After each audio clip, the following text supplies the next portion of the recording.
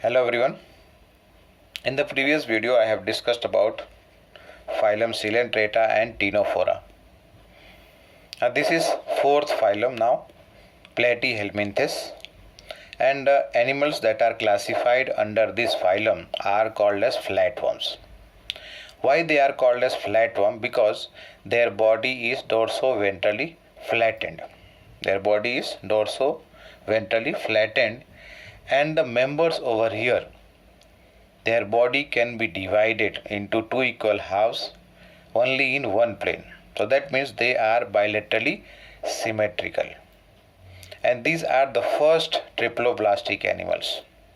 Before this, we have discussed about diploblastic. This is the first phylum where the animals are found to be having three germinal layers: ectoderm, endoderm and mesoderm. And then they are not having any body cavity or coelom, and that's why they are acoelomate, having organ level of organization. Now what kind of nutrition or mode of nutrition is over here is parasitic, and that means the mode of nutrition here is parasitic. You know about parasites. They live in the body of some other living organisms and derive their food from them.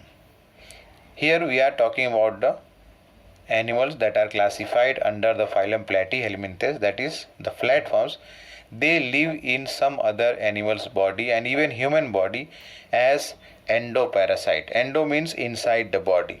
There are some others which are classified as ectoparasite, means they are living on the outer side or outer surface of the body, so they are called as ectoparasite. But here the members of flatworm, they mostly live as endoparasite on some other animals, even in human body.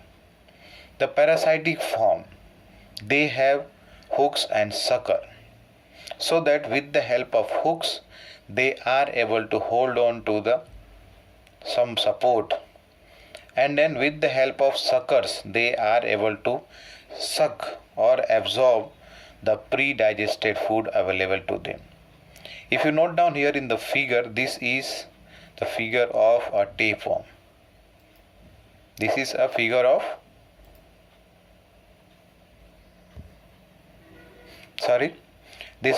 this is the figure of a tapeworm. The head part, only head part is shown here in this figure. The scientific name of or zoological name of tapeworm is Taenia solium. Taenia solium. This is the head part, which is called as scolex. The neck part is shown and the head part has been shown over here. At the tip over here are two rows of hooks, and suckers are present here so that they can absorb the food that has been already digested by the host. This is lateral view, this is frontal view. This part over here, if you see from here, this is the front part. So over here are the rows of hooks and suckers are there so that they are able to suck the pre-digested food. And this is another member of this flatworm which is called as liver fluke. Now I was discussing about the presence of hooks and suckers, so that they can attach to the body part of the host and they are able to absorb the pre-digested food with the help of suckers. In some other organism or other members here, they are able to absorb the digested food directly through their body surface. Means through the body surface they are able to absorb the food from the host body. Now in case of excretion, they are able to perform that with the help of flame cells. They are able to do that with the help of flame cells. Some others are having, that is the two cells over here, two types over here are solenocytes, and in some others they are having protonephridia, with the help of which they are able to regulate they are able to control osmoregulation. That is the balance of salt and water in their bodies, osmoregulation, and also they are able to carry out the process of excretion, so that whatever waste is formed in their body, they can get rid of it, means they can throw it out. Now coming to reproduction. Reproduction here takes place by sexual method, where what happens, the organism here are generally hermaphrodite. Hermaphrodite means what? The sexes, both the male and female sex organs are present in the same individual. That means the sexes are not separate over here. Fertilization always is internal. Fertilization always is internal. And here in this case, if you take the example of tapeworm, segments are there, different segments are there. Each of these segments have male and female reproductive parts, that is the organ. And as a result of which, what happens, they are called as hermaphrodite, but they are not able to carry out self-fertilization. The body anatomy or the internal structure is made in such a way that only cross-fertilization can be possible. The type of development is indirect here, because what happens here, several stages are there, larval stages are involved over here, and because of that the development in the flatworm is indirect type. Some of the members of this phylum have high regeneration capacity, and the best example you have studied in your class 10th also about planaria. It has a high regeneration capacity. Other examples over here are included, one already, Taenia, that is the tapeworm, Fasciola, that is the scientific name or zoological name, and commonly it is called as liver fluke, that is shown here in the figure also. Then Echinococcus, which is called as dog tapeworm. Echinococcus, that is dog tapeworm, and Cystostoma, that is commonly called as blood fluke. Now here in this case of the Platyhelminthes, the digestive tract, if it is present, then it is of incomplete type. You understand what is incomplete? Only one opening that can act like a mouth and also as anus. The digestive tract is absent in case of tapeworm.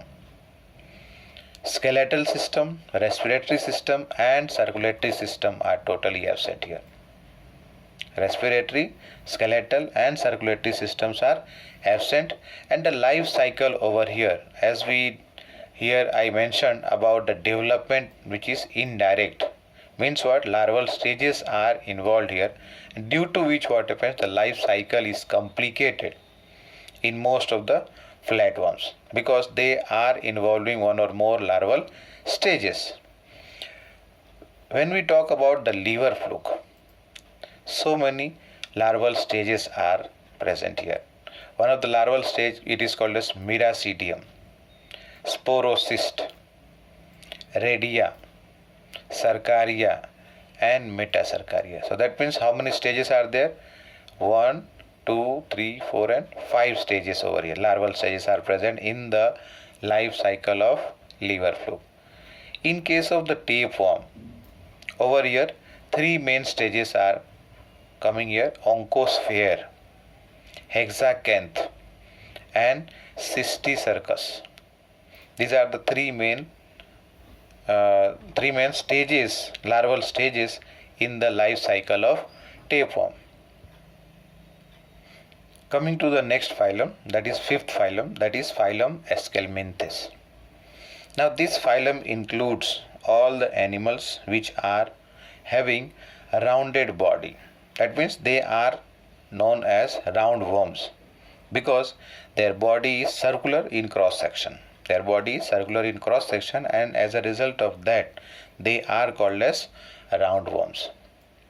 They are free living, aquatic, that means living in water, and even there are terrestrial forms.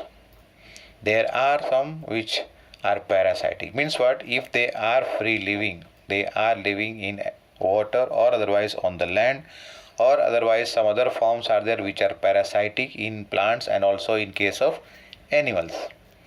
They are bilaterally symmetrical, means their body can be divided into two equal half in one plane only. They are having 3 germinal layers, and that's why triploblastic. Pseudocoelomate here means they are not having a true body cavity or coelom.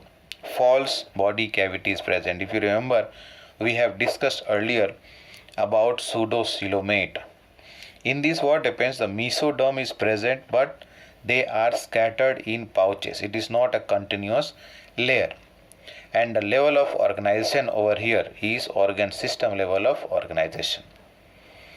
The mode of nutrition, they are either living as free, means they are not living as parasites, and some are there, means they are, first of all, for some of them are free living, some others are parasitic, living as parasite on plants and even animals.